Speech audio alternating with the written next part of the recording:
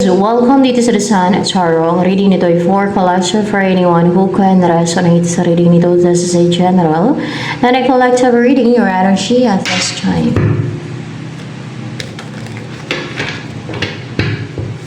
I am worthy of abundance. I open a door.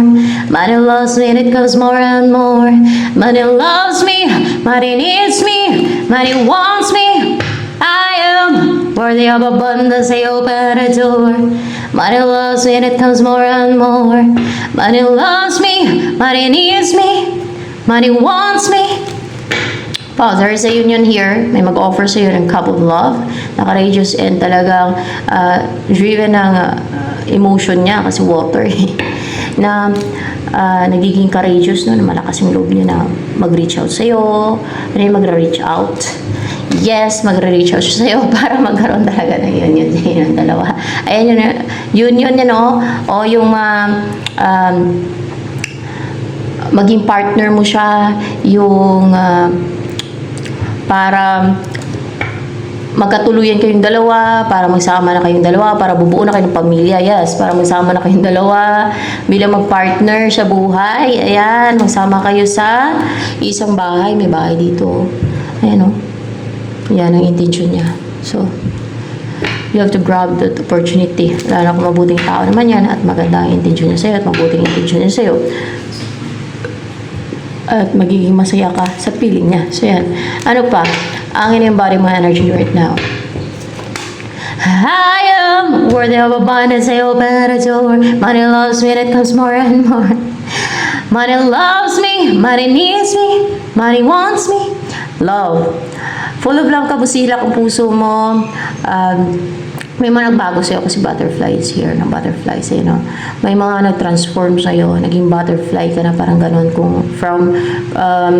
Kung pagdating sa butterfly or sa uod, naging butterfly ka na, no? From a caterpillar into a butterfly, naging ganyan ka na. And napakaliwanag, no? Nakakasilaw, liwanag ng aura mo na talaga na-purify siya, guys, at na-wash yung mga negativity. Sabihin na natin negativity. Na-wash yung negativity.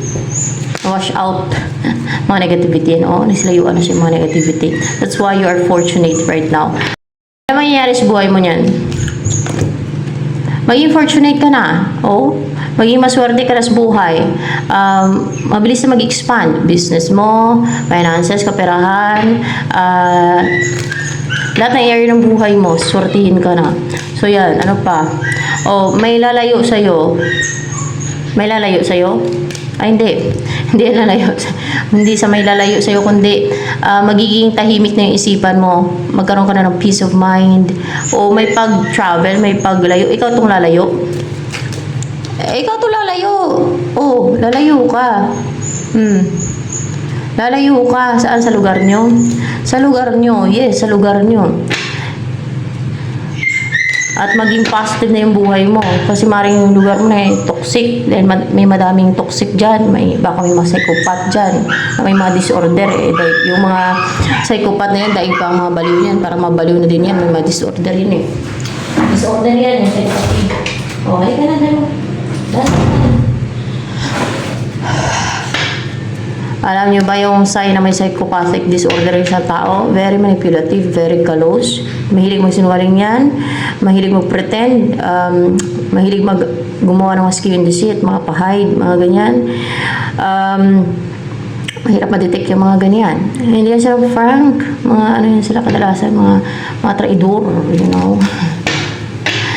Ano pa? Mga deceitful, nasabi ko na, cunning, and sneaky, mga ganyan. So, ano pa? Yun talagang you'll find balance, peace, harmony, Yes, kasama si person mo. Dalawa dito eh. Oh.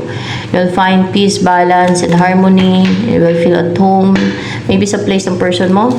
Sa place ng person mo, sa place na yan, doon ka nalilipat, doon ka na titira. Ayan. Meron kayong ibibuild niyan ng person mo. Maybe magkaroon ng pagtutulungan sa inyo, bubuo kayo ng pamilya, o kung sa trabaho, baka magtulungan kayo, business, ganyan. O, magkaroon ng parang maging napaka-generous ng person mo sa'yo na kung ano yung parang katulad nito na ikaw to, no? Ikaw to kunwari, ano to? Parang kunwari si person mo to. Ganon? Oo, tapos ikaw to. Oo, ganon. Maging napaka-generous niya sa'yo. Maging mapagmahal niya sa'yo, na masaya siya ibigay sa'yo ang mga hindi mo pa kinikita. Yes. O yung hindi mo pa na-earn. Yes, yung hindi mo pa nalasap o na-experience. Yes, yung hindi mo pa na puntang lugar ay papuntahin kanya sa ganong lugar. Yes, around the world. O baka i-travel kanya around the world kung mayaman yan, di ba? And yung tagumpay din, gawin kanyang matagumpay sa buhay. Kasi lumabas yung 6 of Wands, gawin kanyang matagumpay. Yes, gagawin kanyang matagumpay sa buhay. At yung build yung confidence mo din, yung tiwala mo sa sarili mo. Yan. Ganda. Ano pa ang magibuhay mo?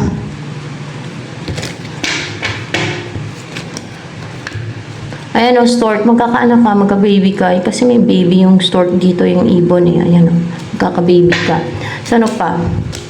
Ayan o, sun, birds, and lady. Ay! Mamasyal kayo palagi sa place na may mga birds, na mapakain ka ng mga ibon. Ayan o, dadapos sa inyo mga ibon. O yung bahay nyo, dadapuan ng ibon, mapakain ka ng mga ibon. Kasi mga ibon naman, pag pinapakain nyo sila, masasanay sila, lalo na yung sa place na may madaming ibon, no, na lumalapit sila sa mga tao. Like kagaya sa ibang lugar, no, yung mga parrots, diba lumalapit sa tao yan, yung mga parrots at yung mga dove. Baka mapalaga kayo ng mga dove, parrot, ayan. O kaya ay pumasyal kayo sa place sa may madaming ibon, ayan. And then, pakain ka ng mga ibon, baka gustong-gusto ng person mo yan, may madaming ibon sa paligid niya, ayan, magpakain ka ng mga ibon, o yung tunog ng ibon, gustong-gusto niya siguro yan, nakaka-relax yan para sa kanya, nakaka-heal, nakaka-calm, napakaramdam, saya, parang it's so fulfilling para sa kanya.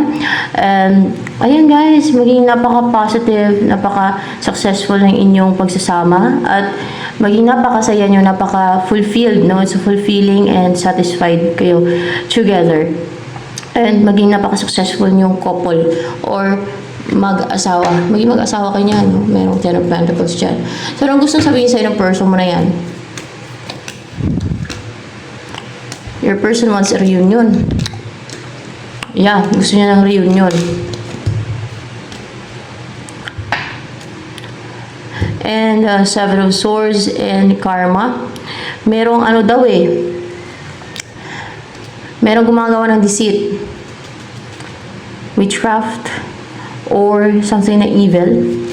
Something na evil. Yeah, naraidor daw. Na gumagawa ng deceit and witchcraft sa inyo. Ayan. Para hindi matuloy yan. Yeah. Nire-restrict kayo. Yun ang sinasabi ng person mo sa'yo. Pero, aware ka na ba? Aware ka na yun. Kaya naglalagay ka ng defense o defensive ka or nagtatas ka ng wall o pinoprotektahan mo yung sarili mo.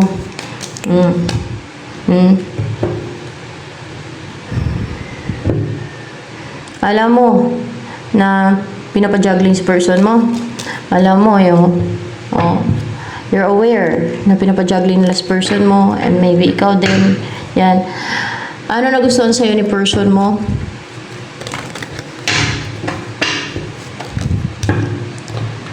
Kasi you're confident to show your true self, your real self, kasi truth to color blue. Your real emotion, who you are, na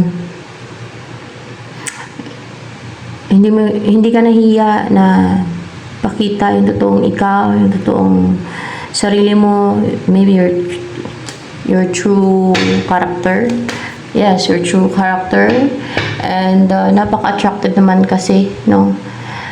And napaka-impressive. And parang na-attract mo yung all good things in life pa. Yung mga inggitira at mga evil na tao, pagkakaingitan ka talaga niyan. Yung mga ganitong energy, Empress. Kasi sa mundong to, hindi pa yan sila nalagay dun sa impyerno. Nandito pa yan sila eh. May mga ganyan pa yan na mga tao dito sa mundong to, di ba? Halo-haloin dito. Hindi pa yan sila napanglagay dun sa impyerno. Pero, pag nabago na itong mundong to, di ba? Separate na yan. Doon na yan sa impyerno, mga evil na tao. Evil, lahat ng evil.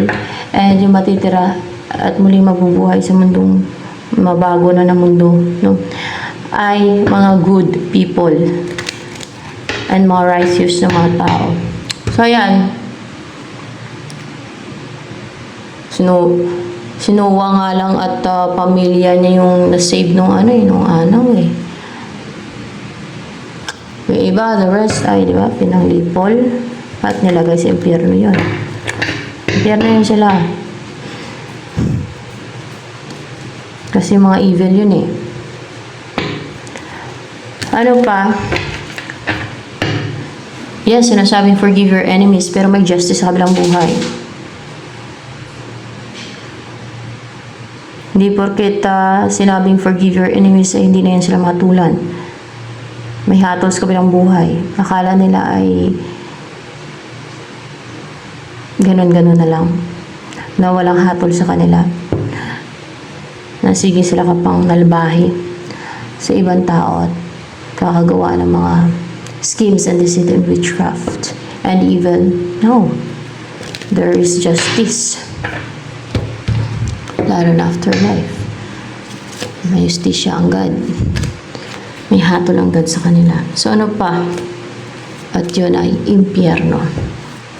Kaya madami yan nasa impyerno. Kaya sabi ni Jesus Christ, very few nakasumpong na daan papunta sa langit. Pero ang dami din sa impyerno. Akala kasi ng mga yan ay mapatawad na lang sila. Parang katulad doon silang unang panahon, no? Na wala silang control, wala silang delikadisa, walang sense of right and wrong. Kahit mali, sige lang, ganun. Kahit masama na ginagawa nila, kahit na napaka-evil na, sige lang, kasi masaya daw sila, na-enjoy nila, kasi doon sila masaya. Ang sentensya ay impyerno. Ayan.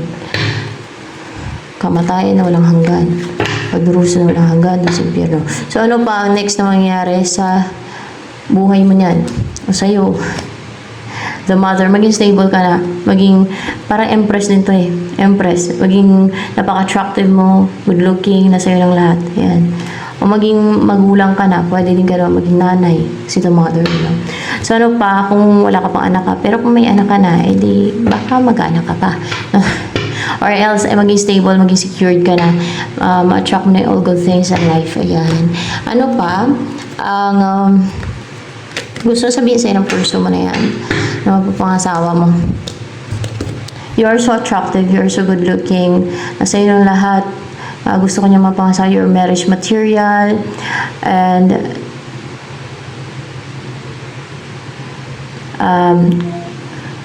may offer daw siya sa'yo na consistent siya mag-offer sa'yo hanggang yung magkaroon ng growth dyan, na mag-grow yan. Yung mag-umpisa sa pag-reach out and then mag-grow yung communication ninyo and yung buuin ninyong relationship yan. Na maging healthy na yung inyong simulang relationship at magmapangasawa ka niya. So ano pa ang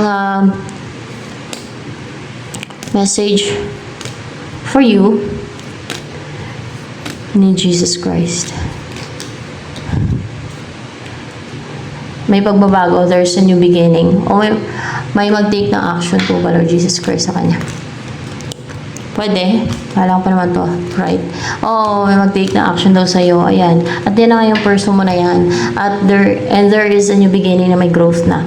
So, ayan. And parang napaka-positive na ng buhay. Yung maliwanag. And guys, at saka, there's growth, no? Makikita yung growth. And,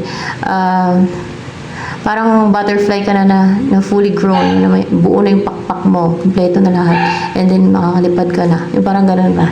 So, ayan, ito na lang guys for collective reading.